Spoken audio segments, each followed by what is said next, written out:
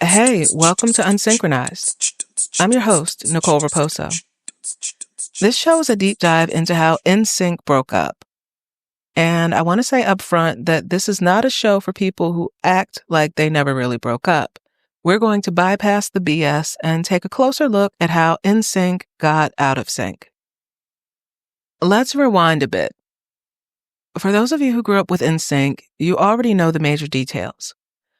For anyone who didn't, well, 1, it sucks to be you, but 2, it's all good because I'm going to give you a quick rundown. So here's the deal. NSYNC was one of the most iconic American pop boy bands ever. There are 5 members, Lance, Joey, JC, Justin, and Chris, and the group was assembled in 1995 in Orlando, Florida by none other than Louis Pearlman, better known as Lou Pearlman. Yeah, that name gets booed around here. You'll get used to it. NSYNC first gained traction overseas, especially in Germany, before breaking into the U.S. mainstream. And their breakthrough moment came with the Disney Channel concert special in 1998. That performance didn't just put them on the map, it lit the whole map on fire.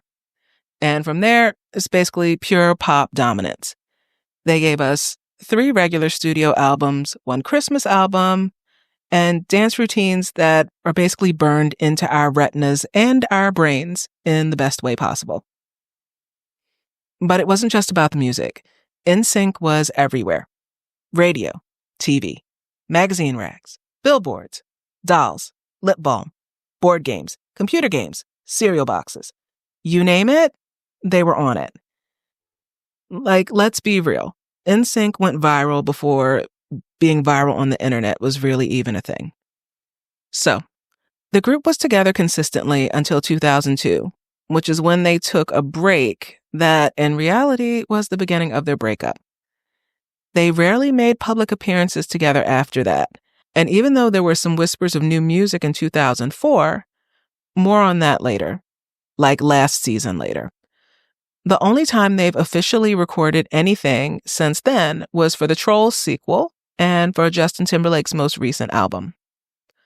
So yeah, 2002 marked the end of NSYNC as a regularly functioning group. And if you weren't there when it happened, don't worry. This podcast is going to catch you all the way up. Fast forward to 2020. Just days after the 20th anniversary of No Strings Attached, ET Canada published an article that, if I'm being honest, felt like a hit piece.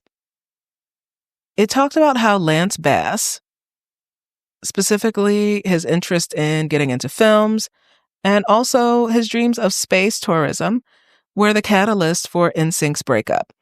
And even though it included some comments from him that kind of pushed back, it seemed to me like the overall framing of the piece was pretty one-sided.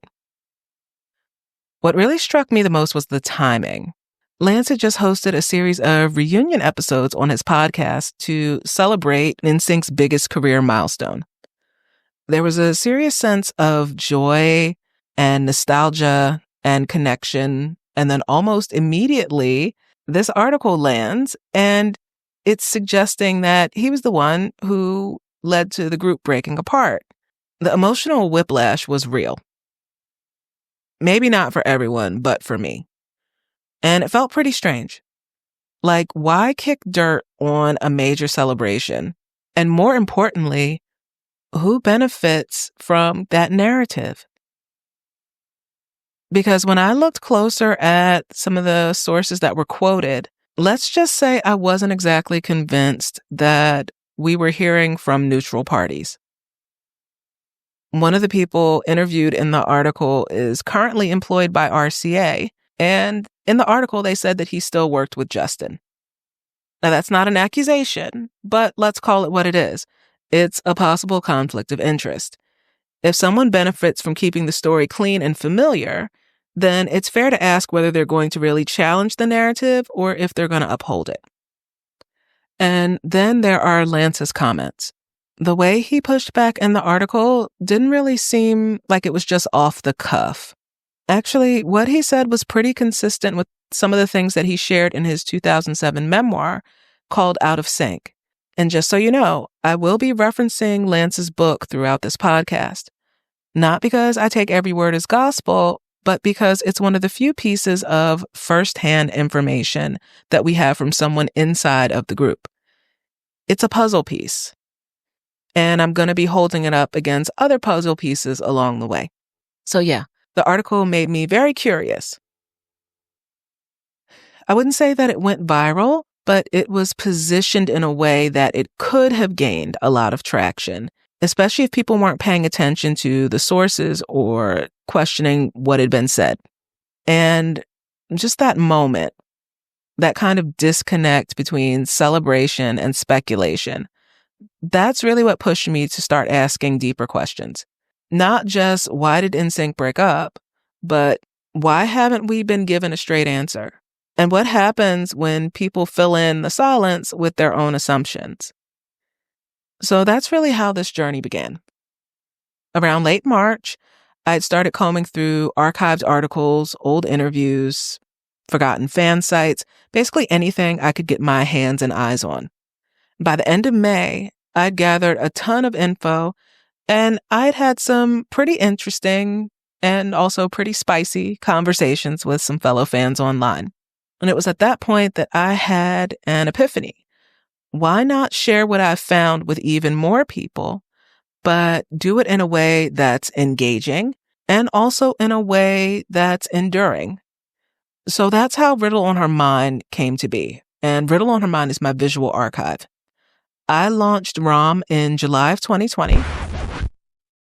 Hey, this is future Nicole jumping in. When I recorded and edited this episode, my primary visual archive was still active. But as of October 1st, 2025, there won't be any new updates to the 2001 through 2004 timeline on Instagram or the backup timeline on WordPress. Any new updates will be hosted at riddleonhermind.neocities.org after I announce them. Okay, back to the episode. So you might be asking, why turn your research into a podcast? Well, even if you're not asking, I'm still going to tell you. One big reason is because podcasts are fun. But also, I wanted a platform that was less ephemeral than social media. Contrary to what a lot of people think, the internet is not forever. Things get moved or deleted without being archived, and they end up getting lost to time. I feel like a podcast is an archival medium that holds up over time, just like the information I'm trying to preserve. Hey, it's future Nicole again. When I said I shifted from a visual archive to a podcast because it's an archival medium, that's true, but that's not the whole story. I also chose this format because it lets me expand my focus. Riddle on Her Mind was hyper-focused on finding and preserving documentation on the timeline of NSYNC's so-called hiatus and the promises of a reunion that never came. But Unsynchronized widens the lens and gives me more space to explore what was happening with each member of the group year by year. The podcast allows me to flesh out and establish more context by including sources that don't answer the laser-focused questions about NSYNC reuniting, but do answer questions about each member's social and professional trajectories at that time. Okay, back to the original recording. So how is this podcast thing going to work? Well, each season of Unsynchronized will focus on one specific year in the timeline of NSYNC's breakup. And it's going to unroll that way with the hope that each year will bring us closer to understanding what really happened behind the scenes. The structure is going to be pretty consistent across the seasons. There's going to be one preface episode that's going to set the stage and provide context for that season. There will be 5 biographical episodes. Each one will be spotlighting a different member of the group and what they were doing that year. And then at the end, there's going to be one recap episode to connect the dots and see what we've learned over the course of that season. There'll be bonus episodes too, fan submissions, Q&A breakdowns, maybe even some interviews. But at its core, Unsynchronized is a slow, deliberate, orderly investigation of a long goodbye.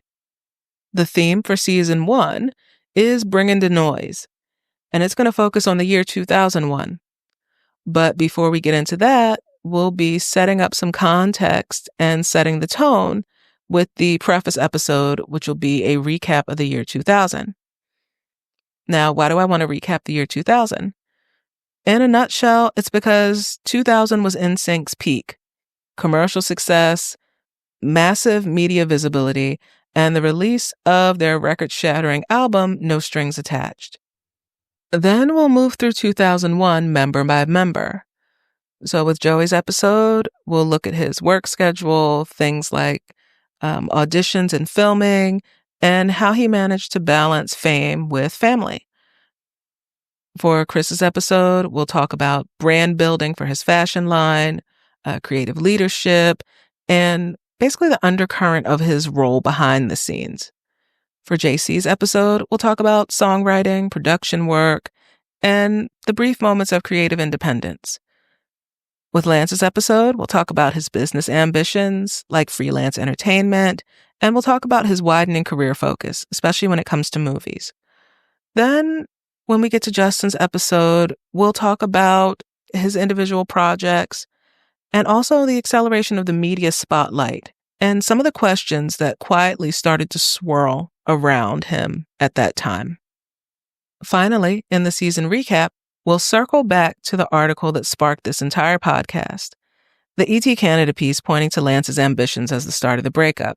We'll start examining quotes, comparing sources, and then we can start to lay the groundwork for figuring out what really happened. Before I wrap up this intro episode, I want to take a moment to clarify a few things. Because how you enter into Unsynchronized matters. And the best way to do that is by breaking down the show's tagline. 1 band, 5 voices, so many questions. So let's start with 1 band. Of course, that 1 band is NSYNC. But the phrase represents more than just a name.